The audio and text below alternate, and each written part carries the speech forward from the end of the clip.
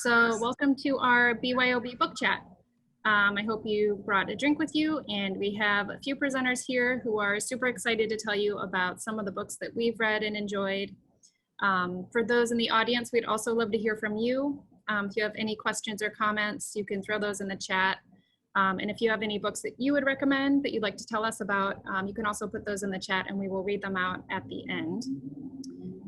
So our presenters tonight, we have from the library, Beth, Brenna, that's me, Brian, who you might remember from the cafe, and Katie.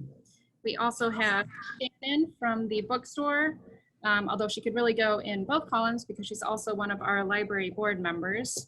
And here she is. Hi, Shannon. We are just getting started. So I'm gonna go ahead and start us off. So each of our slides, you'll see the cover of the book as well as some guides for finding them. So they're all, or at least most of them are available in print.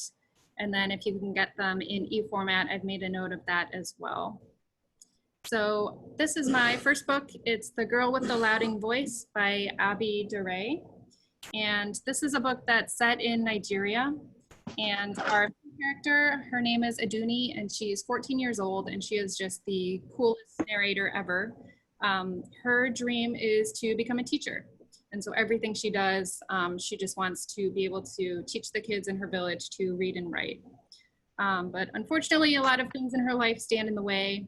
When she's 14, her mom passes away, and her dad basically sells her to one of the older men in the town to marry him. And he's already got 2 wives and a whole bunch of kids. And as you can expect, that doesn't go really well. Aduni ends up moving to Lagos and becoming a housemaid for a super wealthy family there. But this whole time, she's just chasing this dream of becoming a teacher. And she's just one of those narrators that you're just rooting for her the whole way. She's so awesome. So if you like books that are set internationally, if you like to read about new places, it's really about like the culture and the customs and the food and everything about Nigeria. I actually learned a whole lot from reading this book. Super enjoyable. So that is The Girl with the Louding Voice by Evie Duray. And this is Katie. So this is Dear Edward. And Dear Edward is about Edward Adler and his family, and they are boarding a plane on to move from New York to Los Angeles, and suddenly the plane crashes, and Edward is the sole survivor of the 200 passenger flight. I'm a nervous flyer, and I still read this book and really enjoyed it, so don't let that throw you off. And Edward spends his time recovering with his Aunt Lacey and his Uncle John and his new best friend Shay in New York City. And he has to learn how to deal with the aftermath of the plane crash and life as Miracle Boy, as the media calls him. And this novel happens in 2 timelines. It happens in current day and then also through the full trajectory of the flight. So it is kind of tense because you know that the plane is going to crash, but you don't really know when it's going to crash or why it's going to crash. And chapters also talk about not only Edward's family, but also other passengers on the plane, from like an investment banker to the flight attendant to somebody who's fighting cancer and a young woman who's unexpectedly pregnant. And it can be really hard to read these chapters knowing that these passengers don't survive, but this was really good. I was engaged the whole time, and I'm having trouble finding books that hold my attention these days. So I definitely recommend this one, and I would read it if you like books that make you cry or books that kind of have one event and show the full aftermath of that event, or if you like character-driven stories.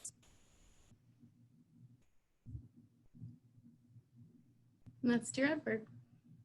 And Brian, you're up next. Does it matter which book I do? This is The Power of Myth. Okay, The Power of Myth.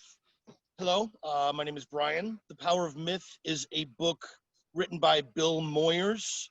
It is a series of interviews that he did in the late 70s, early mid 80s with a teacher, Professor Joseph Campbell, who each of them studied theology in college, and each also studied story.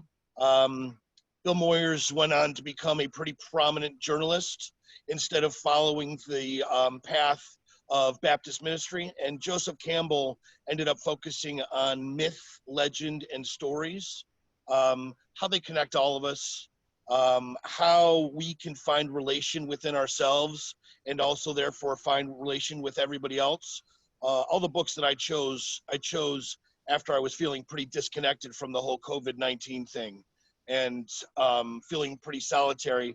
And in all honesty, they helped me to feel connected to the outer world, even though I wasn't feeling a part of it on a daily basis.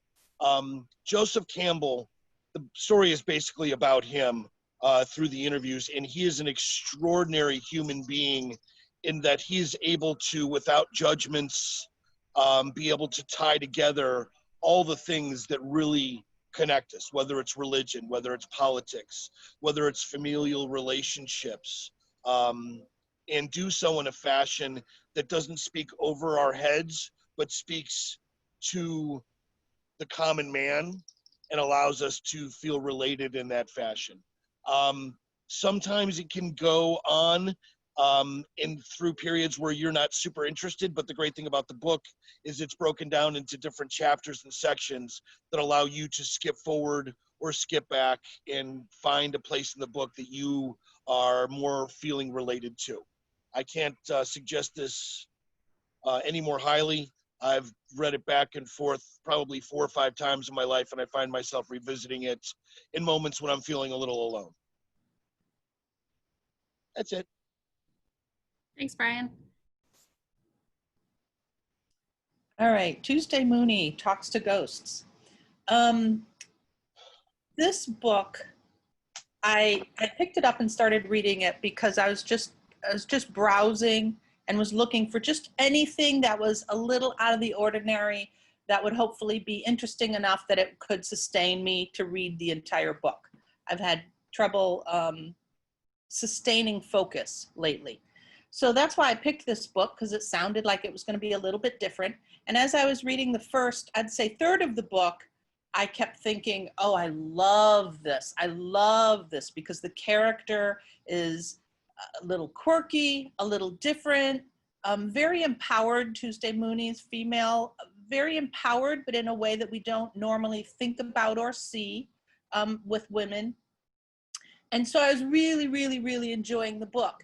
And then as it had more towards the middle of the book, I started thinking, oh, don't tell me this is just going to turn into a silly little romance, which it didn't.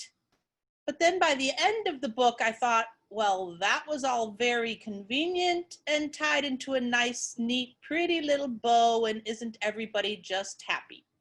So it was still a very good book. It didn't end, I thought, quite as promising as it started, but Tuesday does stay true to herself and quirky throughout the whole thing. The other characters who are brought in are equally quirky, but then towards the end of the book, it becomes a little moralistic and a little too convenient for my tastes. But again, definitely still worth the read.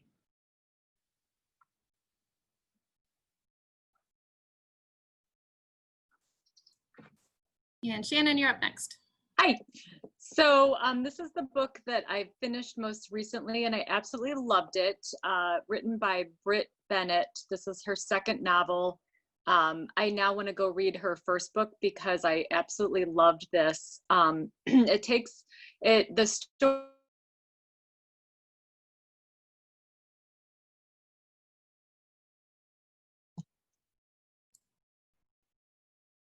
Oh, I think we might have lost Shannon. Ends up moving to what? You cut out for just a few seconds. Oh, sorry. So it tells a story of two sisters who grow up in this town in Jim Crow South, where everybody in the town is Black, but they all are very light-skinned. And that's kind of a recurring theme throughout. There's prejudice even within the town. of the people in the town are very careful to not have relationships with people who have darker skin. But one of the sisters moves to Los Angeles and ends up passing as white. And it's a story of multiple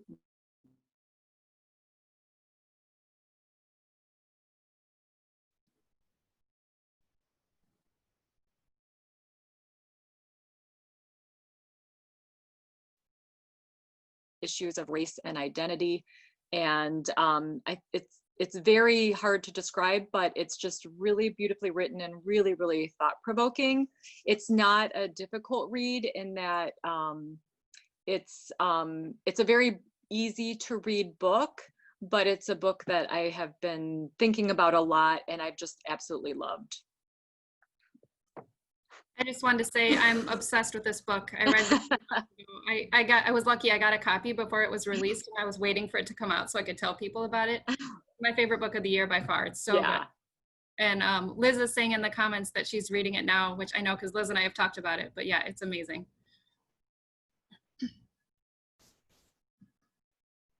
And I'm up next. So my book is Grandma Gatewood's Walk, the inspiring story of the woman who saved the Appalachian Trail.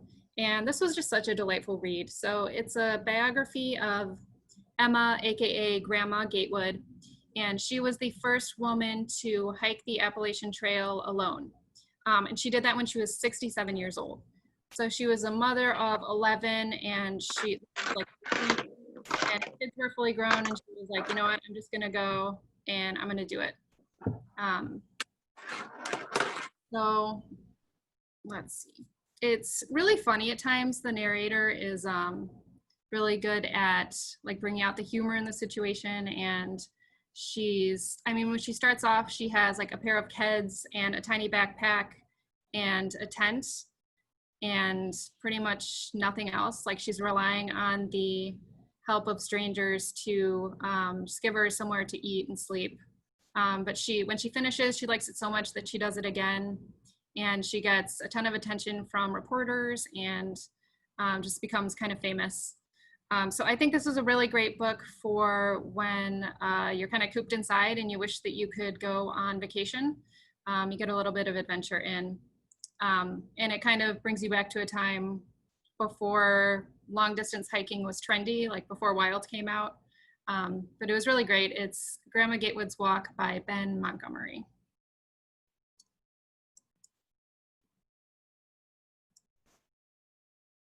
Okay, so I have a thing for Christina Lauren's books. I really enjoy them.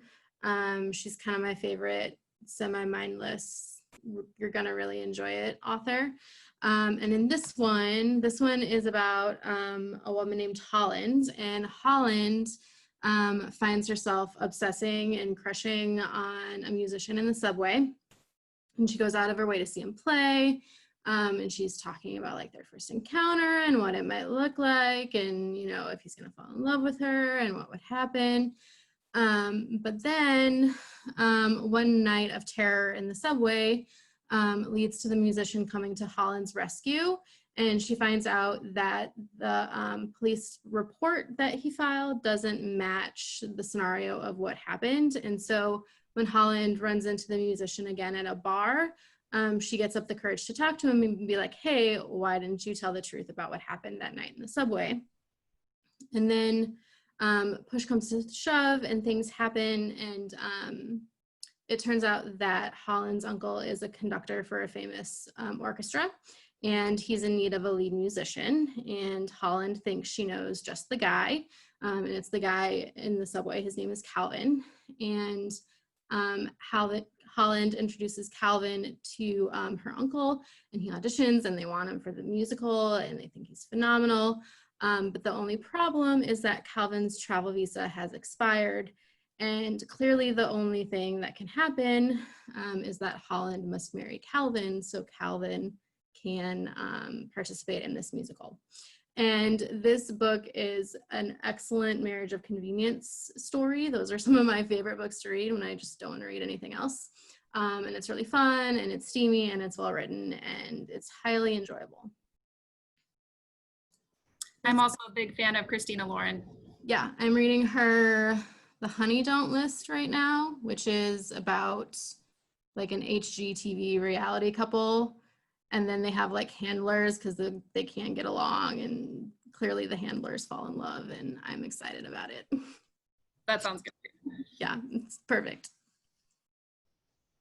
All right, Brian, you are up with Cannery Row.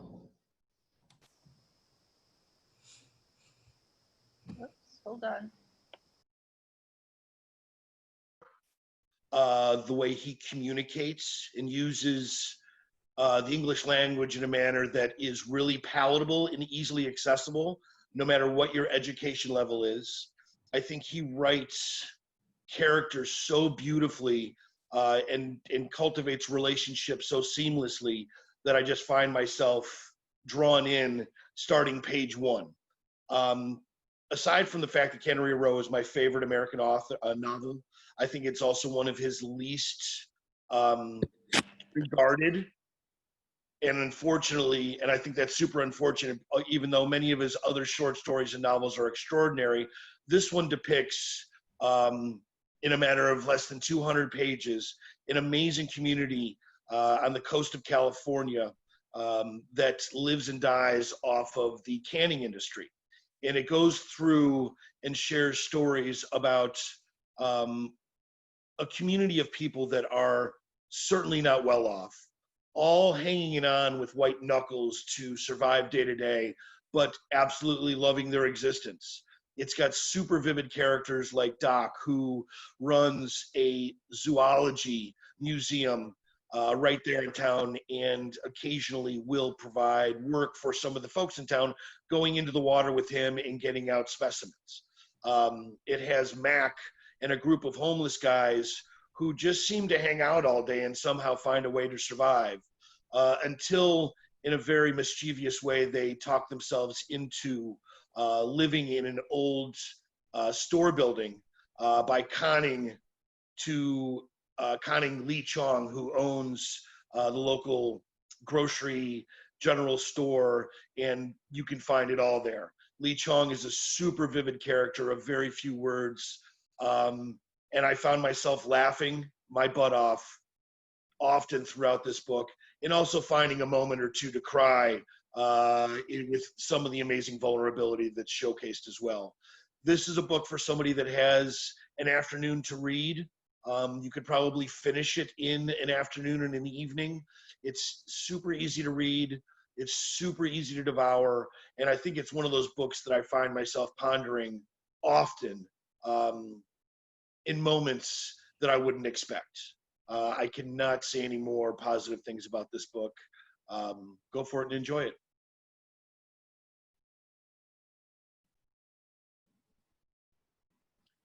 Okay, so this is my book. Caroline Gold Heilbrunn, I don't know how you pronounce it, but she was actually the first woman to receive tenure at Columbia University in the English department. She was a feminist author, very prolific, and beginning in the 1960s, she actually started writing a mystery novel series under the pen name of Amanda Cross. This particular book, The Last Gift of Time, obviously Life Beyond 60, she wrote after she was well into her 6th decade. She had always told her husband and her children, she had a long-time marriage, husband and 3 children. She'd always told them that when she turned 70, she was going to kill herself because she'd lived enough and that was the end of that, and she didn't need to live anymore. Turns out when she turned 70, she didn't actually kill herself. She decided she would continue to choose life. But then one day when she was 77, she did in fact end up killing herself. But again, looking at it very much as a choice. Now, this particular book, it's a series of essays, short essays on just different topics, just kind of describing her thoughts as she has moved into and now through her 60s. And I'm going to read you a very short excerpt from one of the essays. This one's called Time. And in this essay, she has just quoted a typical love sonnet, if you will. And then she says, This exquisite paean of romantic love is rightly celebrated, and yet it is a male dream of woman which we women have internalized and which we must learn to refute. The ideal is not to be loved forever, to stay exactly as you are, never, never change, as the song has it. Of all the rights we women have sought, none is more difficult or more vital than the right to change, to cease doing it ever. This is not to say that some of what we have been doing, reconsidered, will not still be worth the doing at 60 and beyond. But I found that habit, even beautiful and generous habit, even professional or marital habit, could become a killing monster and could be defeated after careful analysis by the daring of abandonment. The rare, delicate flavor of a life after retiring in one's 60s, whatever one has retired from, the pleasure I experienced beyond my job at Columbia, is a gift of life in the last decades, but it is not easily learned. As E.M. Forrester so brilliantly put it, it is difficult, after accepting 6 cups of tea, to throw the 7th in the face of your hostess. But sometimes the only way to live is to get out, or at least seriously to contemplate getting out, doing the impossible, flinging the conventional tea. So this is a woman who was not conventional. She had, from the outside, a conventional life. She had a husband, a longtime husband, and she had 3 children. But she was also a tenured English professor at Columbia University, very much a feminist. There's one essay in this book on no longer wearing dresses, on how she finally learned in the 60s to forego the trappings of feminine clothing that was uncomfortable and was sort of put on her, not her choice. So it's not a depressing book in any way, shape, or form. It's a book that you're going to read an essay and then put it down and think about, and then maybe go back and read a different essay. And they don't have to be read in the order that they're put in the book. So it's really, you know, I'm not quite 60 yet, but it still has a lot to say for women who have done a little bit of living, who have some decades behind them, and who are coming into their own. It has a lot to say about what it means to be older, and certainly to be a woman and be older. So it truly is a gift of a book.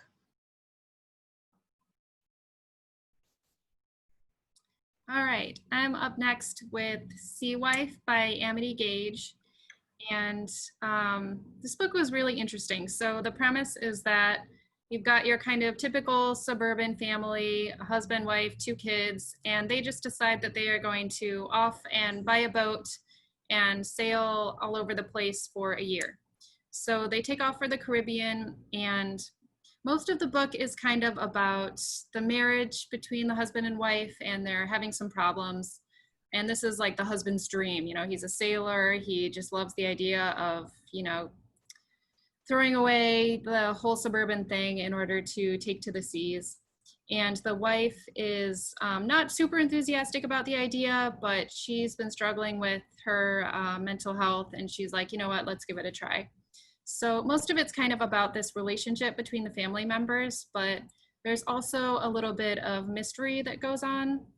So you find out pretty early that something goes wrong towards the end of their journey, and you don't really know what it is, but there's this suspense that's building, and you know that something is going to happen. And I won't give it away and tell you what it is. But this is another book if you're looking for a little bit of adventure, you're feeling cooped up. The descriptions of life in the Caribbean are really fun, and it's kind of neat to imagine, like, what if you actually did something that crazy? What would it be like? So that is Sea Wife by Amity Gage. And Shannon, you're up next.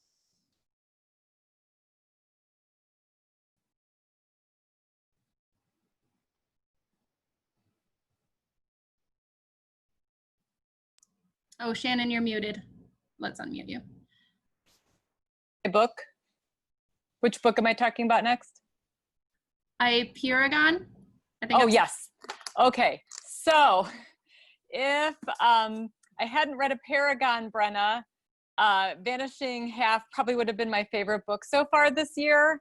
But I read this first, a Paragon, and I don't know if you can see these little pink slips are little slips that I'm reading it for the second time for a book group tomorrow. And I'm going back and highlighting things that I loved about the book, I loved about his writing. And it's so ridiculous. I've got through 30 pages and I have like 30 little pink slips. But this is the story. It's kind of a hybrid novel. It's written by Colin McCann, who he won the National Book Award for Let the Great World Spin, which I haven't read and now I really want to read. But this is kind of, he calls it a hybrid novel. It's partially historical, it's partially nonfiction, but it is a fictional account of two people's real lives. And those two people are Rami and Bassam, who Rami lives in Israel and Bassam lives in the Palestinian territory. And what they have in common is they both lost daughters in the conflict. And this is the story of what they did with their lives after they lost their daughters. And they are truly in real life the best of friends, and they go around the world talking and promoting peace. And they are part of a group called Combatants for Peace, also part of a group called the Parents Circle, which is a group of Palestinians and Israelis who have lost children. It sounds like it would be very depressing, and there are obviously parts of it that are very, very sad, but it is so beautifully written, and these two men are so inspirational and ultimately very hopeful about finding common territory or finding common ground.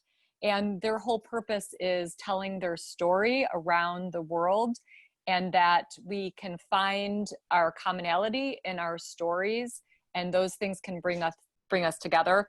A paragon, the title references a noun, which is a geometric shape that is I can't remember what it is all of a sudden, but it's basically an infinitely uncountable number of sides. And that's kind of what the story is. It's written in 1001 sections. And each section, it brings together beautifully bird migration and history of the region and histories of these two people. And then the middle of the book is, in their own words, their story, which is about 8 pages. But I just completely fell in love with this novel, and I will probably read it and reread it multiple times in the next few years. That sounds great. I was a big fan of Let the Great World Spin, so I'll Okay. have one out too.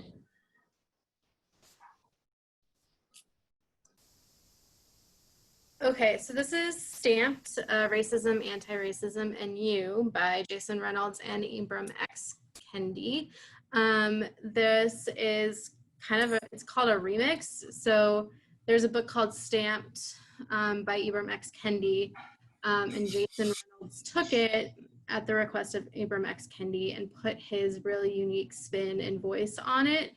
So what Jason Reynolds did was he took this really dense and heavy book on racism, and he made it very approachable, very readable. And so if you have middle schoolers and teenagers at home that are asking questions about racism and how racism came to be, or if they're asking questions about what's going on in our country right now, I would definitely hand them this book. I also would recommend this to you if you just had questions about that. This is the book that I wish I had in high school, because it goes into some history that I didn't learn in high school or college. And this is essentially the origin story for racism in the United States. And he boils it down in a way that is just really easy to understand, and he gets like right to it. And he also explains the differences between a segregationist and a racist and an anti-racist and an assimilationist. And so it's just a really, really good book that goes into the depths of racism and how it came to be, and it explains it in a really approachable way. And this is also something that I would recommend. Like, we get questions in the youth department all the time about books for adults and kids to read together and then discuss together. And this would be a really great one for something like that, because it's good for adults and high schoolers. And that's Stamped. All right, my next book is God Shot by Chelsea Beaker. And I have to say I picked this one up just because the cover just grabbed my attention so much, but I ended up really enjoying it a whole lot. So this is a work of fiction and it's about a cult. So the main character is Lacey and she's a teenager. She's had a really rough life. Her dad hasn't really been around and her mom is an alcoholic, and pretty early in the book, she just kind of takes off and leaves Lacey all on her own. But then Vern comes to town, and Vern is this super charismatic leader. And when he shows up, her kind of rural town in California is facing a drought. And when Vern shows up, it starts raining. And so he claims, you know, that was my miracle. And then so a few years later, there's another drought, and Vern keeps promising, I'm going to bring the rain again. And it keeps not happening. So it kind of builds the suspense. But part of his cult is that he will just like spray glitter into the audience during his sermons to kind of wow people. But a lot of the things that go on in the cult are a lot more sinister, and the way that they treat the girls is really not good. And so Lacey gets caught up in that kind of thing. So it's definitely a book that deals with some heavy themes, but it's also really redemptive, and you're just like pulling for her the whole time. And she's a really interesting narrator. So that is God Shot by Chelsea Beaker. And Brian, you're up next with Dubliners. James Joyce. As a joke, one of my friends in my early 20s handed me Ulysses and asked me to read it and tell them what I thought. I got about a half a page through it and thought I was going to pull my ears off and go crazy, because I don't know if, I'm assuming all of you know, Ulysses is one of those books that's for scholars. It's not for just enjoying reading on an afternoon. And then after I found myself so frustrated by that experience, but also understanding that James Joyce was thought of as one of the greatest writers of the 20th century, I started looking through some of his works, and I found The Dubliners. It's a series of short stories written by Joyce after he had moved to Europe with his partner. He writes almost exclusively about life in Dublin, even though he didn't live in Dublin much of his adult life. One of the really interesting things about this book is the early stories are narrated by younger children. And as you go further and further on through the series of short stories, the narration is done by somebody that's just a little bit older as you go along. I didn't really realize it until I started reading the Harry Potter books that was the case, and something just kind of clicked for me when I was thinking about it, and discovered that after I went back and reread it after having read a few of the Harry Potter books, and oftentimes have wondered if she was inspired by the way you can evolve short stories simply by shifting the age of the narrator in them, and therefore kind of allowing you to not feel stagnant with the similar narration all the way throughout. Again, James Joyce writes about middle class and poor Ireland back in the turn of the 20th century. He writes beautifully. And again, I just really love characters that from page one I can connect with, and also feel as though when little things are divulged about them, sometimes I feel like I already knew that about them, because he's so vivid in his ability to communicate and switching dialogue up and making sure that the dialogues from character to character are so unique to their perspective. Like a couple of you have mentioned, I've had a hard time focusing attention for lengthy periods of time. So I thought this would be a nice one to choose, because I just love great books of short stories, and this is one of my favorites. So The Dubliners, James Joyce.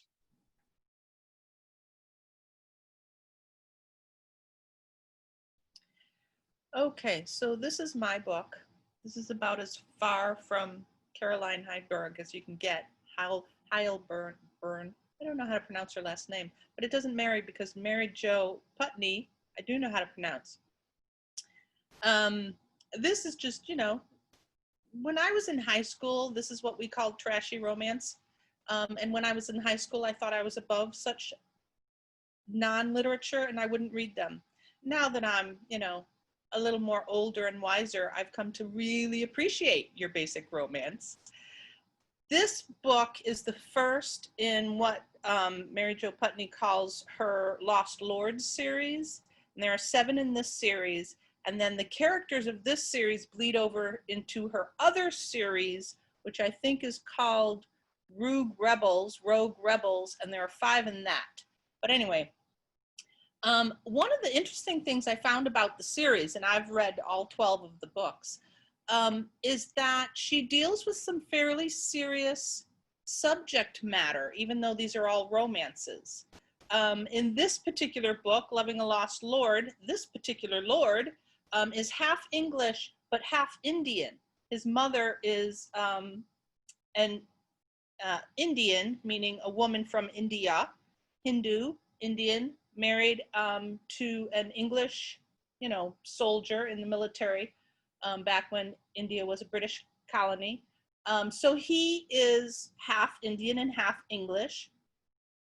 And so there's that, she very much weaves that and the consequences, mainly negative, that has in English society, especially at the landed class. He is a lord, after all. She deals with that, and she deals with how he has to hide that, et cetera, et cetera. And so she has, you know, one book deals with domestic violence issues, or another one deals with someone who has PTSD issues, and one book deals with what was some of the other issues that come up. All kinds of interesting, fairly heavy subjects, but of course they're dealt with inside of this realm of a romance novel. Now, the actual interactions between the 2 main couples, I think she does really, really, really well. The beginning and or the ending, you have to be willing to just roll your eyes and be like, oh, really? How very convenient. Because she has to do that either to get them together or to allow them to stay together at the very end. But the middle part is good enough that even though I had to kind of hold my nose a little and roll my eyes at either the beginning or the end of almost every single one of them, I read all 12 books in these 2 series. So if you like romance and you like it set in, you know, Lord and Lady time back in England, these are some good ones.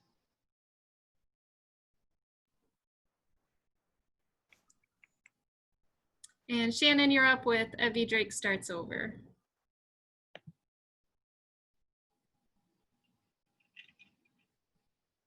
Needs to unmute.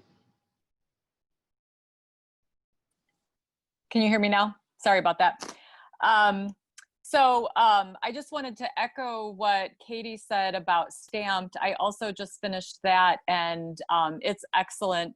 And I would love to spend the time reading Stamped from the beginning, but I found with my shortened attention span lately that Stamped allowed me to really wrap my head around some of the history, and I thought it was excellent.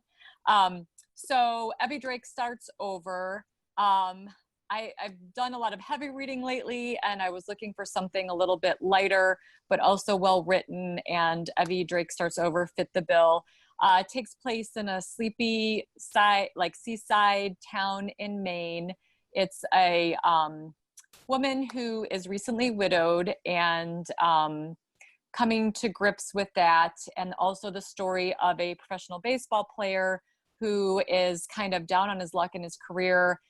His career's in a slump, and he's looking just to have a little bit of a reset. So he goes to this village in Maine, and most of the book is really a friendship that develops between the 2 of them. It's very funny. It's very heartwarming. It's not I would say at all a traditional romance. And I don't read a lot of this genre, but I just fell in love with this book. I couldn't wait to get to it, and I just found it very delightful. It's kind of a story of dealing with loss and grief and kind of getting a new set on life. And the chapters are sweet and short, but it really kept my attention. So for many of you who are feeling like you're having a shortened attention span, I found this was just a really engaging book, really, really sweet, and kind of like a cozy little, cozy little heartwarming read, I would say, that felt very good in the end and was very worthwhile. I have to echo actually what Shannon says, because I've read this book. And what I liked about it, the ending was, I thought, pretty realistic. There wasn't a magic silver button that was pressed and everything was okay. It was real people who dealt with things in a real way. And the ending I thought was pretty realistic and happy. I'm also a big fan of this one. And I have this one checked out. And I'm excited to read it next. Okay, so this is our last book of the night. So if anyone in the audience, if you want to tell us about the books that you're reading, you can do that in the chat now, if you have anything to share. So this book is Lillian Boxfish Takes a Walk by Kathleen Rooney. And it's fresh in my mind because I just finished it yesterday. So the main character is Lillian, and she's 85 years old. And the book takes place on New Year's Eve, and she's like a lifelong New Yorker. So she's just walking around the city and kind of reminiscing about this really amazing life that she's had. So she was a career woman in the advertising field starting in the 1920s, which, as you can imagine, there were not a lot of women doing that kind of thing back then. And she thinks about her career, her marriage and eventual divorce, her son. She struggles with some mental health issues when she's in her 50s, I believe. And another thing that I really liked about it was that there's some poetry worked in, which I'm not a huge poetry person, so usually that wouldn't be a selling point for me, but it's more like limericks or like fun poems. And since she works in advertising, it's like examples of the kind of stuff that she did in her career. So I thought that added something kind of fun to the story. So at times it's sad, but at times it's kind of uplifting and makes you think about the goodness of the human spirit.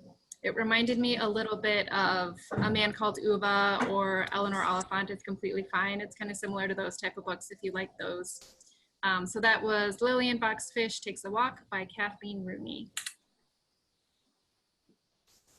And I'm not hearing from anybody in the chat, so we might skip this section. And I guess that will be all for tonight. So all the books that you saw here, you can get through the library, and you can also get them through the bookstore, of course. Thanks for joining us. Have a great night. Oh, wait. If anyone's still there, Liz just I'm still here. She says she just finished Upstairs at the White House, My Life with the First Ladies by J.B. West. And that's about his role as the chief usher at the White House from the Roosevelt administration to the first 5 weeks of the Nixon administration. I've also heard good things about that one, but I haven't read it myself. Thank you for sharing. Okay. I think that we will call it a night now. Thank you for sharing, Liz, and thank you everyone for presenting. I'll see you next month.